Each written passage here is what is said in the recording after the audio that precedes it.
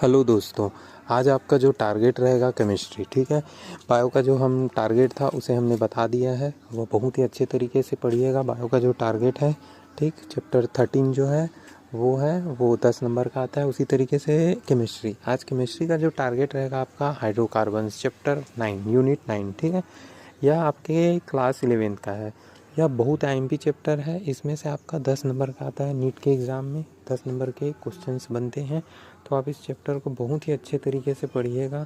चीज़ें आप बार बार लिख लिख कर किस तरीके से कौन सा स्ट्रक्चर कैसे बनता है, किस तरीके से बनाते हैं, UPSC नाम स्ट्रक्चर कैसे बनते हैं, ये सारी चीज़ों को आप बहुत अच्छे तरीके से देखिएगा, ठीक है। Structure of C5 and H11 इस तरीके से हैं। यहाँ पर दिया गया जैसे UPSC नाम, रिमार्क, ये सारी चीज़ें जो हैं आपको इन चीज़ों को बहुत अच्छे तरीके से रिवाइज करना है। किस तरीके से बनता है, कौन से स्ट्रक्चर है, इन चीज़ों को बार बार लिख कर आप देखिएगा, क्योंकि ये बहुत ज़्यादा MP है।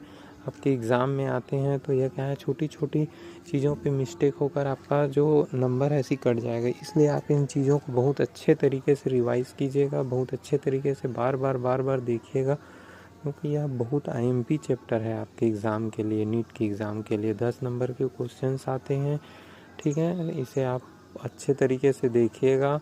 इसमें जितनी भी चीज़ें दी गई हैं, केमिकल प्रॉपर्टीज़, फिज़िकल प्रॉपर्टीज़, ठीक है, और जो ये एडिशन रिएक्शन, ठीक है, योगात्मक अभिक्रियाएं बोला जाता है जिसे छत्तीसगढ़ में, ओजोनाइजेशन, आयोनाइजेशन जो होता है, ठीक है, ये सारी चीज़ें जो हैं इसे आप बहुत अच्छे तरीके से कॉपी में लिख कर बार बार चीज़ों को रिवाइज कीजिएगा। जितनी ज़्यादा से ज़्यादा बार आप चीज़ों को देखेंगे, आप उतनी अच्छे तरीके से आपको चीज़ें समझ आएंगी। ये आप इसे अच्छे तरीके से देखिएगा। यह बहुत IMP चैप्टर है। नीट के एग्ज़ाम के लिए बहुत ही अच्छे तरीके से पढ़ना है इस चैप्टर को। नोमेनक्लेचर एंड आइसोमेरिज्म के बारे में बताया गया है।